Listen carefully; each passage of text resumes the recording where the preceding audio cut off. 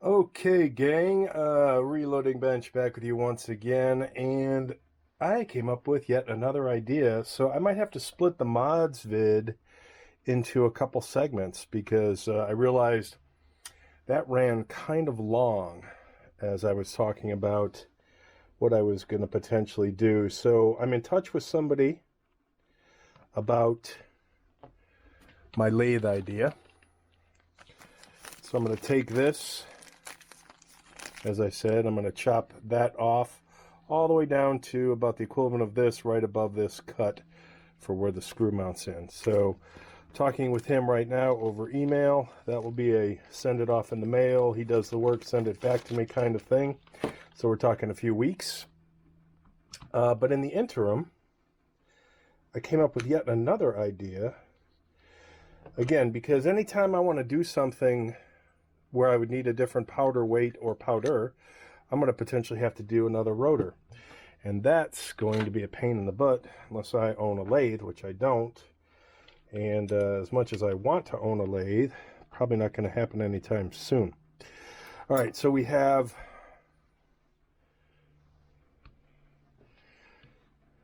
that functionality. So what I was thinking was changing this, which is not case activated, to a couple of Lee products, which would turn it into case activated. So here's an old die, an old 45 ACP die that is the power through expander. So again, case activated. I believe it's case activated. And if not, I will make it case activated. Yep, has to be case activated because the powder will expand, the case will expand once it inserts in there. And then what will make it case activated is either the case activation insert that goes in here, as I have with my pistol. Let's see if I can pull out the 9mm. So on my 9mm, the garage is so cold, the plastic doesn't want to open. So you have this riser in there, which does not look to be, I guess it's the same thing. So, well, that needs some cleaning, obviously. Oh yeah, we're going to clean that. So, and this is for a powder funnel that never gets used, so that's a waste of aluminum. So my thought was to put this die in here. Let me get this out of the way. Put it back in its frozen area. My thought was to use this case activated or this expander, powder through expander die with this case activated device from Lee. Now, this is an on and off. You turn it off, you turn it on, and the idea would hopefully be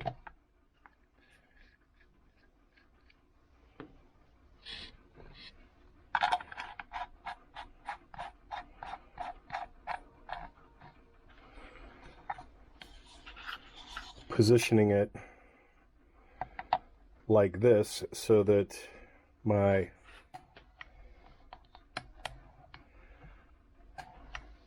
primer rod doesn't hit. And this requires a particular powder measure insert. Oh, actually, it's got one in there. Never mind. Obviously, I don't use this. Never have. But this is one idea that would allow me to change powder measure implement this rod, this tube rather, I just can't stop saying rod, something about it, and then figure out which way. Obviously this would need to be turned something like that. And everyone will say, well, it's red, it can't be red because you have a green machine. And I agree with you. It can't be red in this particular instance.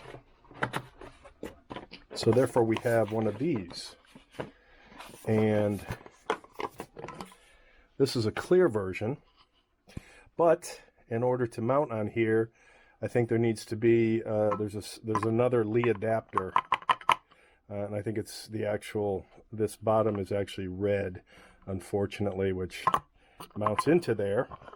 But if there is an adapter, maybe somebody's 3D printed one that will take this clear bottle, be able to mount it into here, and obviously I would not have this particular lock ring because I would be using the hex, and that would give me a case activated, probably be about like that. That would give me potentially a case activated, maybe like this. Not quite sure how it would sit, if this would work, but this is just yet another idea with old spare parts. Yeah, this was previously used. This was not used. This was used. So that's an idea, and we'll see where that goes. So I'll hunt around and see if I can find an adapter for the Lee powder measure bottle adapter. That this is called the Auto Drum powder measure.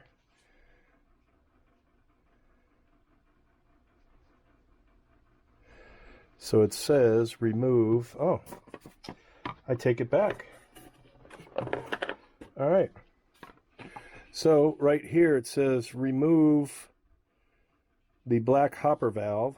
So remove this black hopper valve from my powder measure and attach it to this one. So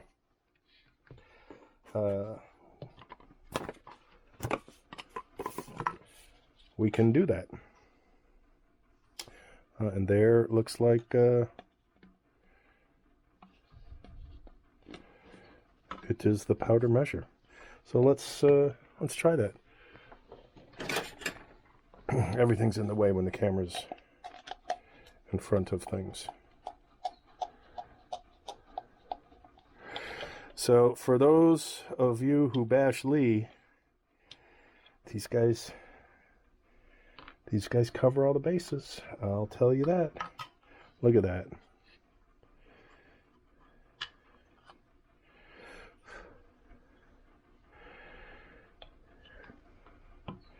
Let's make sure I do this right.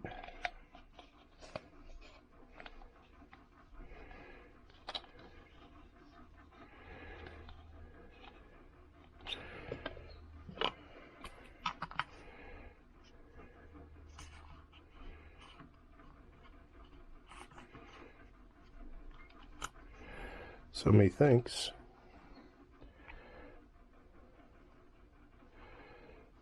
this goes right in.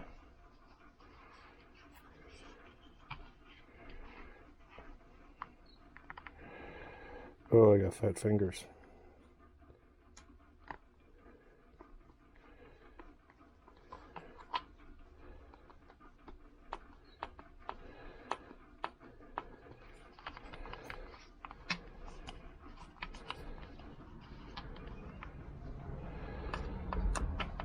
Sorry, was off camera.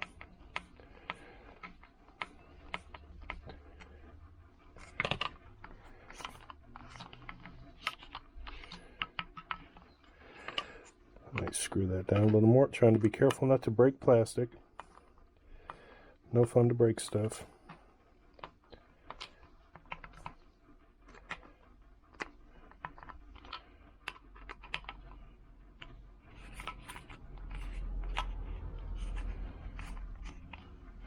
All right, let's see if that works.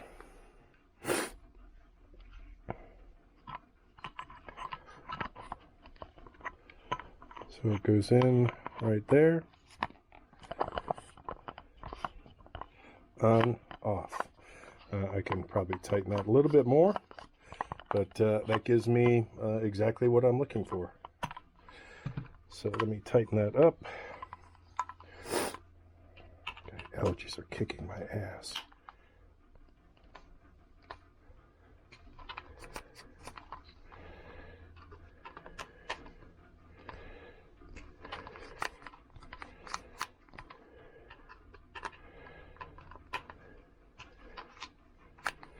Slow and steady wins the race.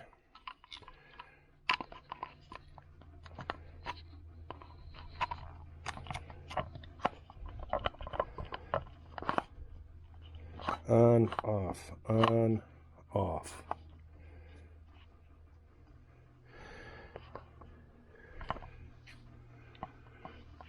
Where's my little indicator? On, yep, on, clockwise, off, counterclockwise. Maybe I should take this paper, this annoying paper, out of there so I can see the hole. On, off, on, off. Still a little, I just don't like tightening plastic super, super tight. Like that.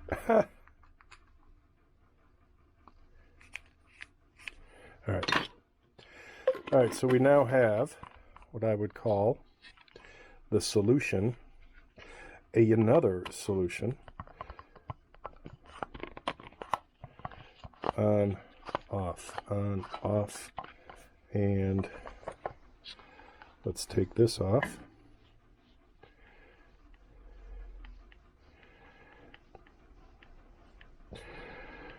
So what I'll probably do, what I'm gonna do is, I'm not gonna try and resize any brass until I've got my plate done, but let's take this out. We don't need to see that right now, but this would sit right here like this, or more appropriately like that, and that might be a viable solution for case activated powder to eliminate, you know, obviously won't be able to use those, so those become a decoration, but that eliminates the on-off challenges with this for messy powder. Again, for the purists, this is the original configuration and then if I can cut that down, I could get this working. So I'm probably going to do multiple pathing here, but that's kind of cool. So Lee to the rescue. Good stuff. Nice tight. I've seen the old powder measures adapted to one of these, so now we'll see if we can potentially do something a bit more modern. So very cool, Lee. Thanks. All right, more to come. This will be another reason why the mods video is probably going to be broken into segments. So I had, as I showed you earlier, pieces of scrap oak. So I took these 3 pieces, glued them together. I'm going to plane this so I get a nice flat, good looking surface. Figure out how long I want to make this, because it needs to be long enough to hit both of my T-tracks, as well as long enough to hold a bin. So if the T-track is right about there, and I have to be able to mount the press, so I'm debating. So if I'm mounting the press, it looks like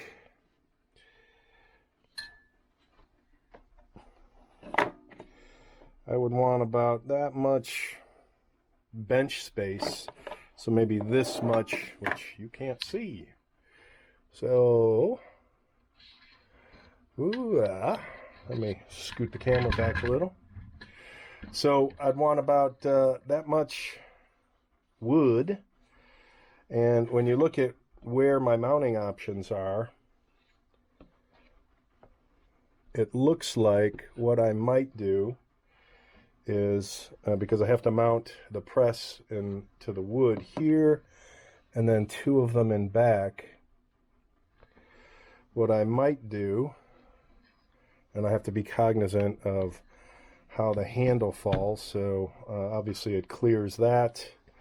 The handle would clear a bin that was mounted there, so we've got that clearance.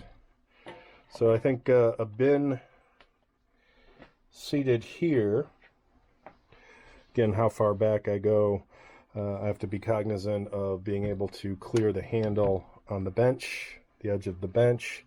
So I'll figure out what I'm going to do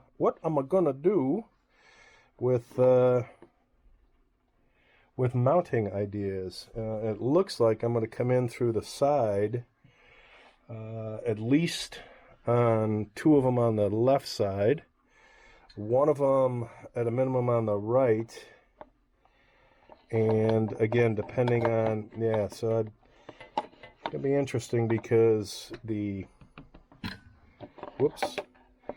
other mount point would be right here, which is where I'm at with my bin. So we may be mounting this with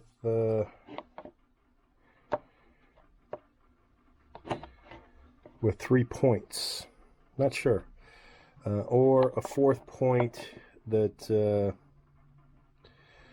maybe is off to the left of the bin. So maybe the bin, yeah, I don't know yet. So I'll be playing with that. But that's part of the fun, is trying to figure out what it's going to be. So for now, all I'm going to worry about is planing this wood. I'll cut this. Again, not sure how long I'm going to make it, so I won't be cutting it until I figure out where things are going to go, where the press is going to set, and where my mount points are going to be for the T-track. I was originally thinking I'd go in back with 2. So if I went in back with 2, and then 1 here and 1 on that side, that would give me plenty here. I've got some hang off over the bench, but that clears everything, and that might be the way to go. So I'll be tinkering and noodling over that, because I have no idea how big or how I want to make this, but more to come later. All right, good timing. This package, which we will open. Actually, let's do this first. Here's how the planed, this came out gorgeous in terms of, I love the look of natural oak. It just has a very powerful look, and this is done in terms of flat, glued, and needs to be cut to size, both this end as well as this end. But yeah, it looks great. Came out wonderful. Where can I put this so it doesn't fall in my stacked garage? And this is also for the Green Machine. And for those of you who followed my channel, this will not surprise you. So I went looking all over locally for a particular color of cloth that I thought would be appropriate to represent RCBS green. And again, if you've watched my channel for any time, you know that I'm a fan of duckbill, or otherwise known as canvas. It's a 10-pound cloth, and you know, when you add, I think a square yard is like, I think just under 1,300 inches. And I think I needed whatever 36 is squared, maybe 1264. I don't know. Actually, now I'm curious. Where be the calculator? All right. So I went to the fabric stores locally, and they didn't have any kind of greens. And maybe it's because they're all out of greens due to the fact that it's, you know, too close to St. Patrick's Day and all the leprechauns bought them out. But I wanted a specific green that looked RCBS-ish green. And they had like olive drab, really bright neon greens, really dark greens like a hunter green. But this is called Kelly green. And I think this is a perfect, I don't know how well the camera picks up the color, but I think this is a great complement to the machine. And let's see, calculator. 36 by 36, yes, 1296. So when I was shopping for this online, again, I like to go to the fabric stores locally because then I can touch it, feel it, see the actual color live. So I took a chance on this, and I texted or messaged the seller of this because it said 58 inches. And I'm like, what kind of yard is 58 inches? Or is it 58 inches wide by, you know, 20 some odd inches long to make the 1296? And he said, no, there's a difference between square yard, which is what I'm used to buying at the fabric store, and linear yard, which is what he was selling. So he was selling a giant bolt, a linear yard that is 58 inches by 36. So it actually gives me the amount, because I think when I did the measurements, because I'm going to have the tubes, and you know, I can make the press to have a cover that is just the actual press itself, or one that has the tubes and the hopper and all that stuff. And I decided to opt for the bigger cover that could cover the tubes and everything else, so that kind of like all my other presses. So the way I run the press is the way I have it covered. So off to the tailor this will go for cutting and sewing. So more to come later.